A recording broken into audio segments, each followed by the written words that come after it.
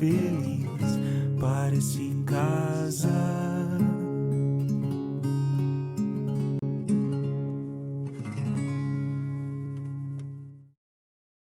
A ideia de fazer a primeira cantata surgiu numa conversa, numa experiência minha e do Paulo já passada em outros grupos, em outras paróquias, num sentido mais musical, fazermos apresentações de músicas de Natal. E aí conversamos com o Padre Márcio e ele aprovou a ideia de realizarmos a cantata na Cristo Rei. Bom, então os primeiros passos para realizarmos a cantata foi nos reunirmos, traçar a ideia de quais seriam as músicas. O Paulo já tinha mais ou menos imaginado quem ele chamaria para fazer a parte musical, né? E aí depois, quando veio a ideia de chamar os jovens para participar da cantata, foi onde o Paulo acabou sentando depois para poder escrever o roteiro, como que ia ser feita toda essa estrutura, se faríamos só musical ou só também colocando um teatro, como que faríamos? No início da primeira cantata, a ideia veio dos meus pais, né? E eles já sempre me passavam essa experiência de outros grupos que eles tiveram e como tinha sido bom, como tinha unido as pessoas. Então eu tinha essa curiosidade também de como seria uma cantata na Cristo Rei. E logo que eles falaram com o Padre Márcio e quiseram fazer, fiquei super animado, né? Eu já tinha vários dos meus amigos estavam participando do projeto. Então eu estava bem animado. Já fui colocado junto com o Guilherme na iluminação e aí começou todo o processo criativo, né? Que foi muito legal, foi muito bom. No início do projeto, meu envolvimento foi igual ao de todos os outros jovens. Então, tinham vários jovens espalhados pela paróquia, mas que não estavam em uma pastoral única. Aí o Paulo e a Carla saíram chamando todo mundo, me chamaram também, e aí me colocaram para fazer a iluminação junto com o Flávio. Então, no começo era eu e o Flávio olhando só a parte de iluminação na primeira cantata. O meu envolvimento com o projeto da cantata, desde o começo, foi como uma jovem que estava lá na igreja e que também foi convidada pelo Paulo e pela Carla. Então, eles sabiam que eu fazia parte da comunidade, que eu estava lá. Eu já participava de uma outra pastoral, mas não como um grupo de jovens, porque não existia. E eles fizeram um convite para mim participar e ajudar no processo de criação, né? Eu falei que eu já não atuava, que eu não gostava muito desse lado, assim, de aparecer, de encenar, mas eles falaram que tinha outras coisas para fazer, num bastidor ali. Então eu aceitei e falei, ok, vamos ajudar. Eu levei como mais um projeto da Cristo Rei, em que eu queria participar e queria ajudar. O roteiro da primeira cantata, ele foi construído sobre experiências anteriores que tivemos, já de cantatas, e também experiência que tivemos também em relação não somente a uma encenação, mas uma encenação baseado em música, baseado na encenação em si, nos adereços, nos cenários e baseados em iluminação. Então, algumas coisas que as pessoas não costumam ver na igreja. Então, a ideia foi pegar essa história, que a gente fala é sempre a mesma história todo ano, mas ela é bela todo ano, e tentar trazer elementos que dessem um impacto nas pessoas e que as pessoas sentissem presenteadas com a história da melhor forma possível. O processo da primeira cantata, né, na verdade, assim, foi uma jornada e foi um grande desafio. O primeiro desafio foi que nós tínhamos a ideia concebida, nós tínhamos a experiência, mas nós precisávamos fazer com que as pessoas entendessem isso de alguma forma. E nós sabíamos que não iríamos conseguir fazer isso durante a jornada. Talvez as pessoas conseguiriam entender o resultado disso tudo lá no final. Então esse foi o maior desafio, talvez. Obviamente que nós envolvemos o grupo de jovens, porque também entendemos a cantata não só como uma apresentação, mas de novo falando da jornada, como um momento de trabalho e evangelização própria e uma evangelização das pessoas envolvidas, dos familiares e tudo mais. Nós tínhamos o roteiro e aí nós fizemos a divisão, né? Então nós juntamos os jovens, então definimos meio que entre eles, mas obviamente que tudo era um começo, né? Existia uma inexperiência dos jovens, né? Então nós que colocamos, essa vai ser a equipe da cenografia, responsável pela cenografia, essa vai ser a equipe que vai fazer a parte do marketing, né? De fazer a divulgação, essa vai ser a equipe que vai ser responsável pelo controle de custos, cantata, essa que vai ser responsável, ou seja, nós fizemos toda essa divisão da iluminação, né? Ensaios, coreografia. tudo isso e nós envolvemos os jovens e nós colocamos as responsabilidades aos jovens. É claro, nessa primeira cantata nós participamos muito ativamente de tudo, porque nós tínhamos na nossa cabeça como que sairia lá no final, mas nós fizemos muito, a gente tentou ao máximo deixar na mão de cada jovem. Então, o processo da criação da cantata foi basicamente dividindo nas frentes necessárias e dando responsabilidade aos jovens que coordenaram cada uma dessas frentes. Nessa primeira cantata, a minha função principal, assim, que eu assumi, foi a divulgação. Então, era de minha responsabilidade fazer folder de divulgação, fazer divulgação em rede social, distribuir cartaz por aí, enfim. Eu fiquei com toda essa parte de divulgação que acontecia antes da cantata, né? Antes do dia 23. Teve uma tarde, assim, um domingo à tarde, que, assim, eu não tinha muita familiaridade com nenhuma ferramenta de design ou de criação, e o Paulo marcou comigo, a gente foi num domingo à tarde lá na igreja criar o folder da cantata.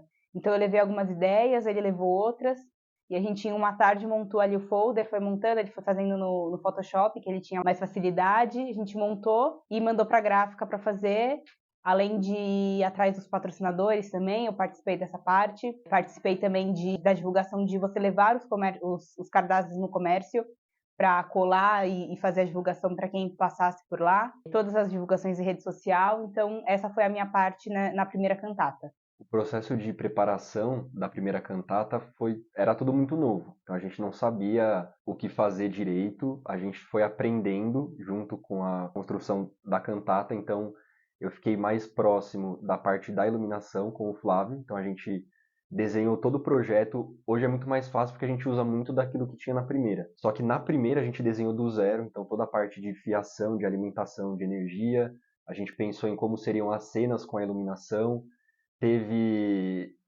Tiveram várias discussões de ideia, tinha gente que não queria a iluminação do jeito que é hoje. Eu e o Flávio, a gente bateu o pé, a gente conseguiu a iluminação, fomos atrás, a gente foi até a Santa Ifigênia. Aí tem uma história engraçada que a gente foi, testou na loja, a gente voltou para a igreja, testou na igreja, testou no salão paroquial, estava tudo funcionando. Aí a cantata foi numa segunda, no domingo, depois da missa das 19, já era quase 9 horas, a gente começou a montar na igreja e não funcionou.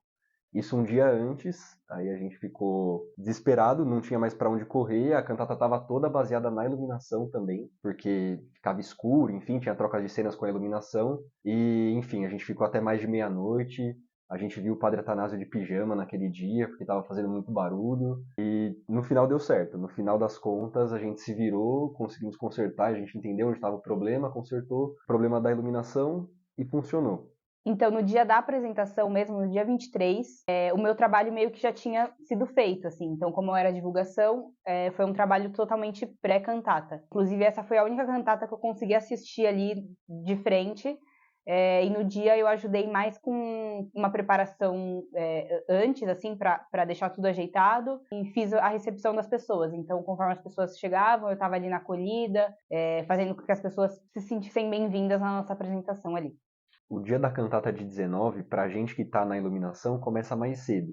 Então na segunda de manhã a gente chegou lá para fazer os últimos ajustes. Assim, era tudo muito incerto ainda. A gente não sabia de nada. Tem uma conversa interessante minha e do Flávio a respeito de público, que nisso de montar as coisas na segunda de manhã, eu falei assim, até onde você acha que vai de público aqui? Eu acho que vai até a segunda coluna. E se for até a segunda coluna, tá bom, porque era um projeto novo. Ele falou assim, não, acho que todos os bancos vão ter gente sentada, pelo menos. E no final ele estava certo, superou a expectativa, na verdade, porque além dos bancos tinha mais gente de pé assistindo, abarrotou de gente. E isso foi muito importante pra gente, porque abriu as portas para ter um grupo de jovens na paróquia e abriu as portas para as próximas cantatas também.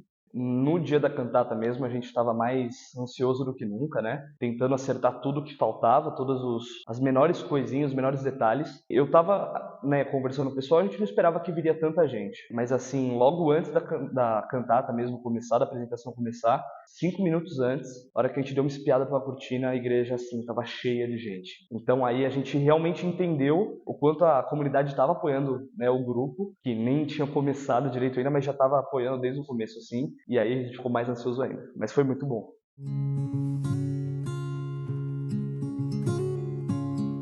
Após passar da primeira cantata, onde vimos todo o envolvimento dos jovens, nós em abril já havíamos conversado com o Padre Márcio sobre montar o grupo de jovens aqui da Cristo Rei, né, reorganizar. E após a cantata foi realmente onde a gente conseguiu esse envolvimento maior deles e atraiu também aos olhos de outros jovens que estavam pela paróquia, foram convidados a vir fazer parte, e daí surgiram os encontros. A gente foi tentando fazer, antes da pandemia, alguns encontros, e convidando outros jovens da paróquia.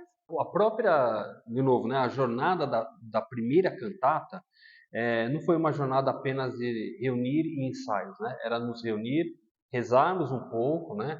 Confraternizar e aí vamos trabalhar. Então, o processo da primeira cantata foi algo que fez uma maturação muito grande dos relacionamentos dos jovens. Então, ali muitas amizades se fortaleceram. Então, mas realmente o grupo de jovens ele foi concebido antes da cantata, mas a cantata talvez foi o grande agente aglutinador de tudo isso daí.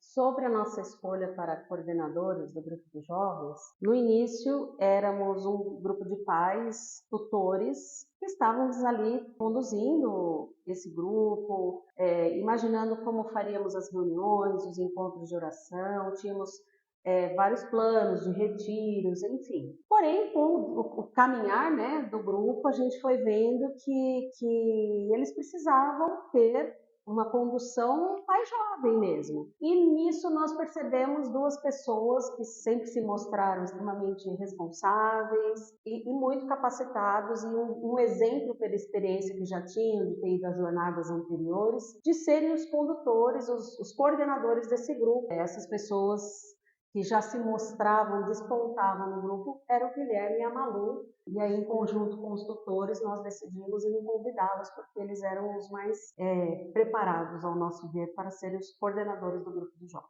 Então, era importante você ter pessoas representantes dos jovens dentro de um conselho pastoral, por exemplo, para justamente poder dar um palpite, dar uma orientação, votar sobre isso. Então, também a necessidade da representatividade jovem foi pensada, e, como a Carla disse, o Guia Malu, na verdade, eles já vinham sendo líderes, né? Deus não escolhe os capacitados, né? Deus capacita os escolhidos. Eu acho que para eles isso valeu muito e vale para todos nós, na verdade. Mas esse é o contexto da escolha da liderança. O convite para ser coordenador do grupo, eu acho que ele passa muito pelo clima que ficou na cantata de 2019. Então a gente tinha vários jovens espalhados pela igreja, a gente se uniu para fazer a cantata e criou-se ali um vínculo.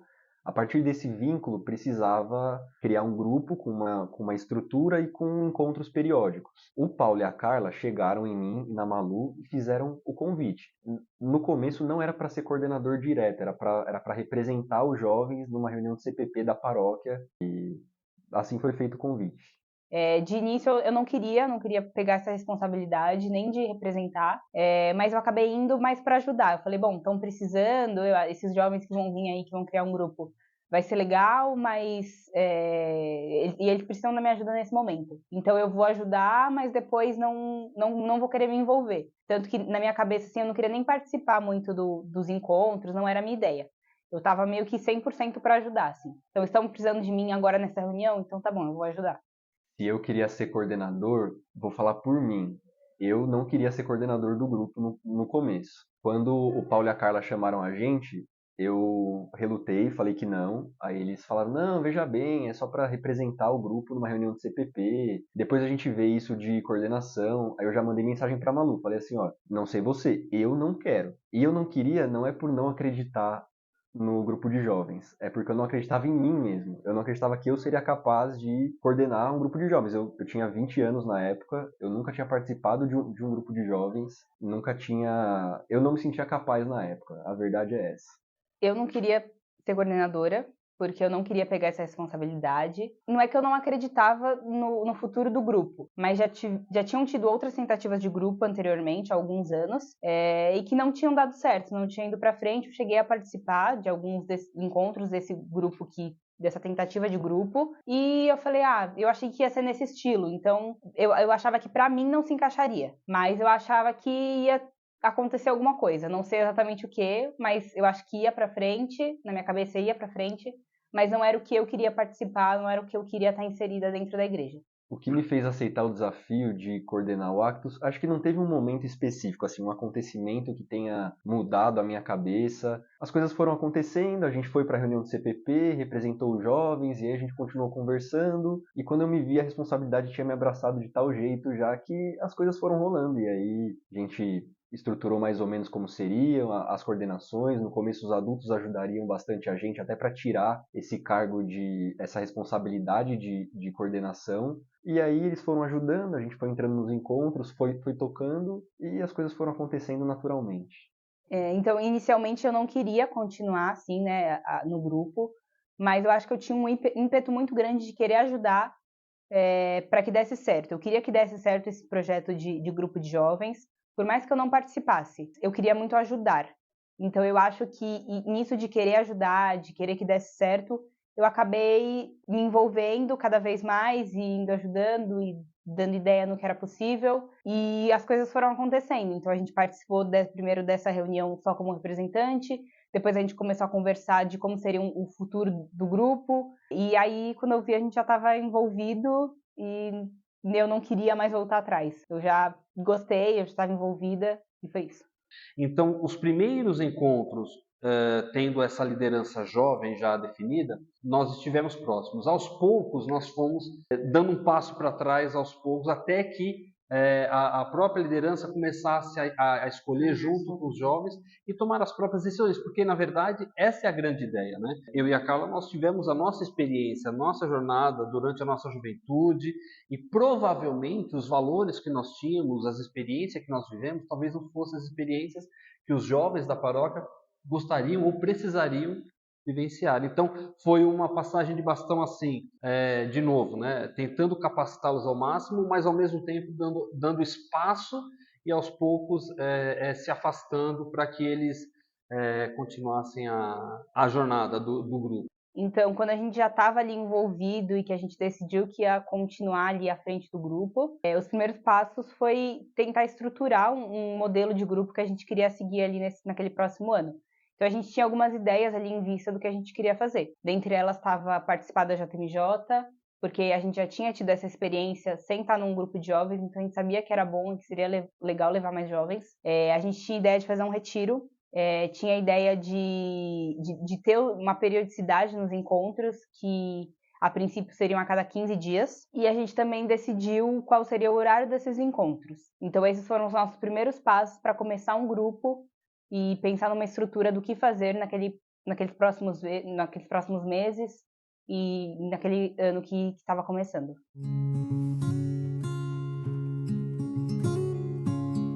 Os primeiros encontros do grupo foi onde a gente estava definindo a nossa identidade, entender como nós éramos como Actus e não só como um grupo de jovens, fazer a distinção de quais seriam os nossos pilares, as coisas que motivariam, né, os projetos que nós teríamos pela frente. Foi bom também para entender que a cantata, com o apoio todo que teve da comunidade, era uma responsabilidade nossa agora fazer isso mais vezes, porque muitas pessoas vieram no fim, né, contar pra gente como aquilo tocou, como aquilo foi importante. Então, eu acho que em resumo foi isso, foi nos entender como grupo de jovens e como a gente podia estar ativo e devolver para a comunidade o apoio que eles dão pra gente. Então, os primeiros encontros a gente conseguiu fazer ainda antes da pandemia. Então, foram acho que uns 2 ou 3 que a gente conseguiu fazer antes de fechar tudo, e a gente conseguiu fazer presencialmente. Então, no primeiro eu lembro que a gente estruturou algumas coisas que foram muito importantes para os próximos anos. Então, a gente definiu 3 pilares para o grupo, que era a oração, união e ação. Então, esses 3 pilares pautaram todos os nossos encontros que viriam depois. A gente teve um encontro que é muito marcante, assim, que agora que a gente está fazendo 5 anos de grupo, até hoje esse encontro é lembrado, que foi um momento de oração, foi um final de tarde, assim, então já estava naquele clima mais tranquilo, então teve o Paulo e a Carla chamaram algumas pessoas para cantar e para fazer um momento de adoração. A gente fez na capela, que era um lugar menor, um pouco mais íntimo, de uma forma bem confortável, assim, e foi um momento muito marcante para todo mundo. Foi uma adoração muito bonita, com músicas que tocaram a gente, e eu acho que ali foi muito importante, assim, foi um início muito importante. A gente começou ali já com a ação do Espírito Santo na gente, e eu acho que foi um bom sinal de que depois daquele encontro que foi maravilhoso, viriam outros encontros que seriam tão marcantes quanto. O nome do grupo, a partir do momento que a gente estava estruturado como grupo, que a gente já tinha pensado na periodicidade dos encontros, a gente queria dar uma identidade para o grupo, para que os jovens eles se sentissem fazendo parte de algo. E a gente pensou na cor do grupo, que foi azul, pensou num símbolo, que foi a pomba, e a gente chegou no ponto de pensar no nome. No começo, no primeiro encontro, a gente tinha falado sobre os pilares do grupo, que eram a união, oração e ação. E aí a gente começou a pensar em algum nome que fizesse sentido para esses 3 pilares. E foram dadas várias sugestões, e no final a gente fez uma votação entre Actos e Pelicanos. E graças a Deus que Actos ganhou a votação, e foi assim que surgiu o nome do grupo. Então, logo no início do grupo, a gente conseguiu fazer cerca de 2 ou 3 encontros presenciais, mas logo depois veio a pandemia. Então, isso fez com que juntassem algumas incertezas e desafios que a gente não estava esperando. Então, a gente já estava com uma dificuldade, com incertezas de como seria criar um grupo de jovens do zero, com jovens que não tinham experiência de grupo de jovens, com coordenadores que não tinham experiência de coordenação, com jovens de diferentes idades, e aí veio mais essa incerteza de será que vai dar certo a gente começar já distante? Então a gente teve uns 15 dias ali onde a gente ficou parado para ver o que ia acontecer, se as coisas iam voltar ao normal ou não. Não voltaram, então a gente falou, bom, então vamos fazer o que está todo mundo fazendo, ir para o online. E foi assim que a gente começou os encontros online, mas mesmo assim com incertezas de se ia rolar, se não ia rolar, se o pessoal ia entrar, se ia interagir. Então, eram todas essas dúvidas que passavam pela nossa cabeça durante esse período. A gente começou a fazer encontros online. Durante todo o período da quarentena, a gente não se encontrou pessoalmente, e a única opção de encontro que a gente tinha era sentar e conversar. E foi isso que a gente fez durante a pandemia. A gente tentou manter os sonhos vivos do grupo, os sonhos de cantata de Natal, de JMJ, mas foi isso. E no fim das contas, a pandemia ensinou pra gente que em vários momentos da história a gente tem essa incerteza do que fazer, a gente não sabe o que fazer, a gente não se sente preparado, mas é como quando os apóstolos estavam na barca, chovendo pra caramba, com tempestade, e aí Jesus para e fala assim, ainda não tendes fé? E esse é o norte do Actos, assim. Todas as vezes que a gente se sente preparado, ou que a gente sente essa incerteza bater, a gente sente também a presença de Deus guiando os passos do grupo e falando, nossa, Actos, eu já fiz tanto, vocês ainda não têm fé? Então, durante a pandemia, a gente estava ali fazendo nossos encontros online, mas ao mesmo tempo a gente estava tentando se reinventar e pensar em coisas, o que a gente poderia fazer para manter os jovens engajados e fazer com que eles participassem. E ao mesmo tempo não estar alheio com o que estava acontecendo no mundo, né? Então a gente decidiu fazer uma ação social e a gente escolheu um asilo de idosos, onde a gente entrou em contato com eles e perguntou quais eram as principais necessidades deles ali no momento e fez uma arrecadação de alimentos com os jovens, com as famílias desses jovens e com a comunidade, e levou esses alimentos até lá. Mas só que mais do que isso, além de levar o alimento, a gente escreveu uma carta para cada um dos idosos que moram naquele asilo. Cada jovem escreveu uma carta para um desses idosos e a gente levou junto com o alimento. A ideia era fazer com que, além da ajuda material, a gente pudesse dar um acalento para o coração desses idosos que não podiam nem receber visitas naquela época e que muitas vezes até fora do Covid também não recebiam. Então foi uma maneira que a gente encontrou de manter o grupo ativo durante esse período. Outra ação que a gente teve que foi muito legal e que teve um resultado bem positivo, que todo mundo fala também até hoje, eram uns encontros que a gente fazia com o nosso padre, com o nosso pároco da época. Então, ele entrava no nosso encontro e a gente tirava dúvidas. Às vezes tinha algum tema pré-definido, outras vezes não. Mas era um encontro de conversa e era muito bom, assim, que a gente tirava todas as nossas dúvidas. Era um padre que tinha muito toque, assim, para conversar, ele sabia ensinar muito bem. Então a gente aproveitou muito esses encontros e tirou muita dúvida. Ali ajudou a gente a crescer na nossa fé e a conhecer mais a igreja que a gente defende, que a gente participa. Foram encontros, assim, foi mais um encontro marcante. Durante o período da pandemia, a gente conseguiu fazer alguns projetos. A gente tentou manter vivo o sonho de ir para a JMJ. Só que era um período muito difícil, porque a paróquia também passava por dificuldades financeiras na época. Então a gente conseguiu fazer um evento voltado para os jovens, foi um espetinho para a gente arrecadar fundos para ir para a JMJ e também ajudar num evento da paróquia, que era a festa junina, e aí com os fundos voltados para a paróquia. E assim a gente conseguia, além dos encontros online que a gente fazia, também se encontrar pessoalmente com os jovens para continuar animando o grupo.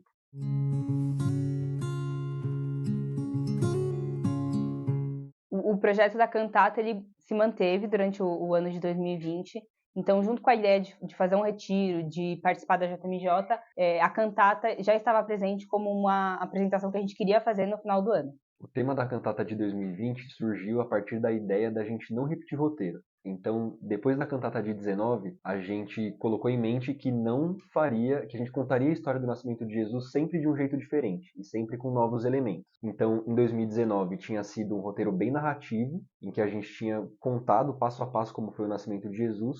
E para 2020 a gente queria contar esse passo a passo, só que trazendo para os problemas modernos, trazendo para os dias atuais. Então a gente conseguiu unir as duas coisas, tanto a história do nascimento de Jesus, quanto os problemas do mundo moderno.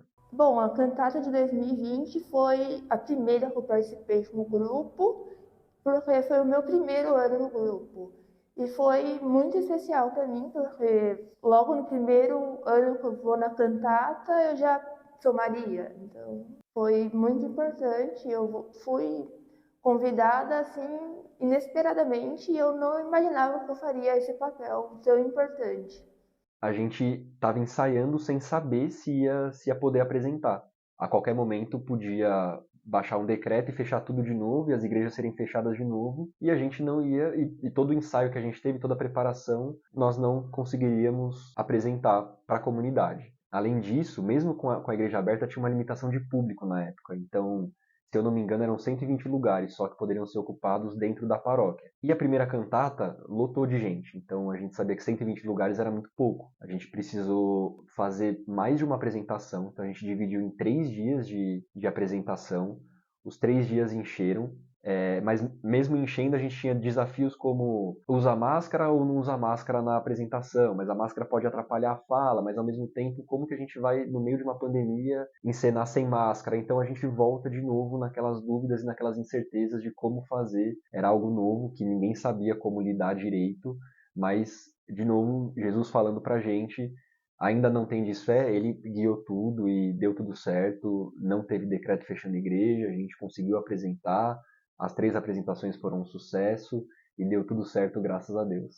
Por conta da pandemia, os ensaios eram de máscara, todo mundo estava com medo mesmo da pandemia. Então, o mínimo de pessoa possível e só quem era realmente necessário lá no momento. E nem quando a gente teve a apresentação mesmo, a gente entrava no altar sem máscara, mas voltava já, punha a máscara e ficava nesse põe e tira a máscara. Então, foi bem complicadinha, assim, mas nada impediu da cantata ter sido maravilhosa.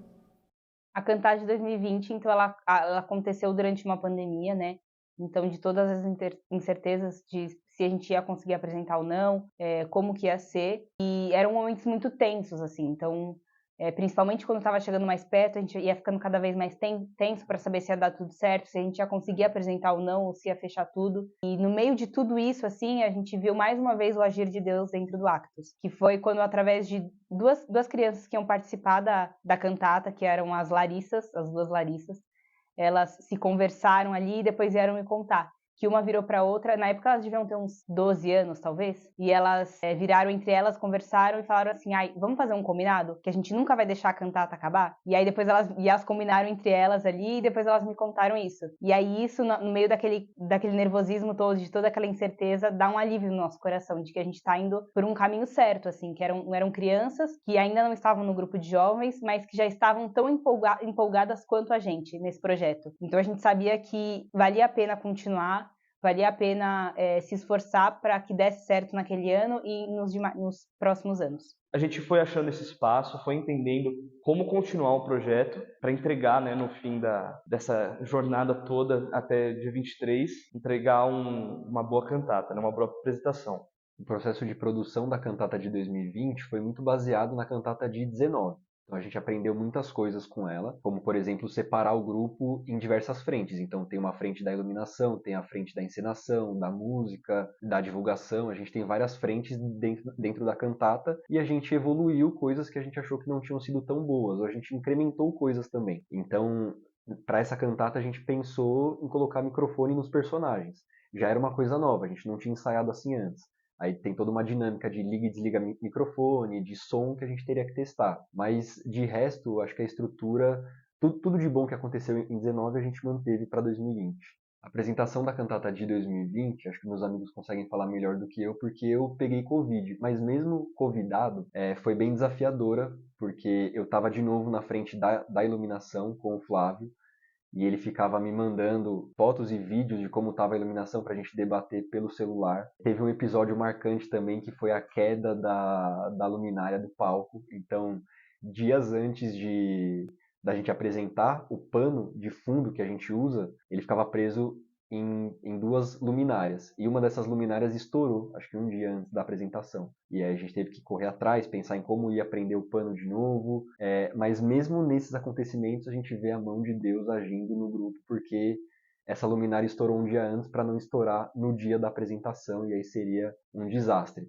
Então a gente teve esses desafios. O meu desafio pessoal de não estar presente durante toda a correria, foi mais de uma apresentação, foram 3 apresentações, e o desafio da luminária, que acho que foi um dos principais.